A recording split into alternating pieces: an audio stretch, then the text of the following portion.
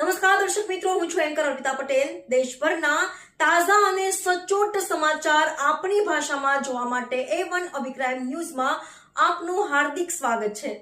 હવે જોઈએ મુખ્ય સમાચાર।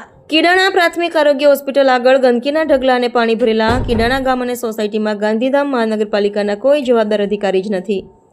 ગાંધીધામ મહાનગરપાલિકા બન્યાને 7 મહિના થયા હોવા છતાં કીડાણા ગામ અને સોસાયટીમાં રામ ભરોસે છે। અત્યારે વરસાદના લીધે જ્યાં જુઓ ત્યાં પાણીના ખાબોચિયા ભરેલા પડ્યા છે। રસ્તાઓ કાચા હોવાથી ફૂટફૂટના ખાડાઓ પડેલ છે। મહાનગરપાલિકાની મેઇન ઓફિસમાં બુચ સાહેબને ટેલિફોનિક કેટલીક વાર જાણ કરવા છતાં કોઈ શાંતિપૂર્વક જવાબ મળતો નથી। બુચ સાહેબ પોતાની કોઈ જવાબદારી સમજતા જ નથી એવું લાગે છે, એવું સ્થાનિક રહેવાસીઓનું કહેવું છે।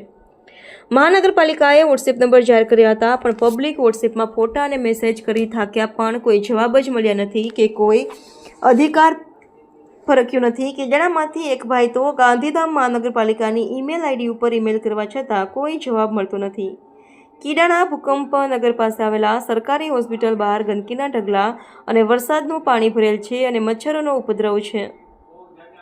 હોસ્પિટલના સ્ટાફથી જાણવા મળ્યું કે અમે ગાંધીધામ નગરપાલિકાને મૌખિક રજૂઆતો કરવા છતાં હોસ્પિટલ આગે પાણી ભરેલ છે, ત્યાં મલમો નાખવા માટે જાણ કરેલ હોવા છતાં પણ આજ દિવસ સુધી મહાનગરપાલિકાના અધિકારીઓ પોતાની જવાબદારી સમજીને આવ્યા પણ નથી। જો અત્યારે મેઇન જવાબદાર બુચ સાહેબ છે, પણ બુચ સાહેબ પોતાની જવાબદારી સમજતા હોત તો સરકારી હોસ્પિટલ આગળ કચરાના ઢગલા અને પાણી ભરેલ ના હોત। સ્થાનિક સોસાયટીના રહેવાસીઓને જાણવા મળેલ કે કીડાણા માટે મહાનગરપાલિકાએ કોઈ અધિકાર ફાળવેલ નથી કે સ્થાનિક કોઈ ટેલિફોન કે મોબાઈલ નંબર ફાળવેલ નથી। જો મહાનગરપાલિકામાં જો અમને હવે સુવિધા નહીં આપે તો અમે મહાનગરપાલિકા રદ કરવા ગાંધીનગર CM ઓફિસ અને PM ઓફિસમાં રજૂઆત કરીશું, એવું જાણવા મળેલ છે। રિપોર્ટર ભરત ઠાકોર, કચ્છ।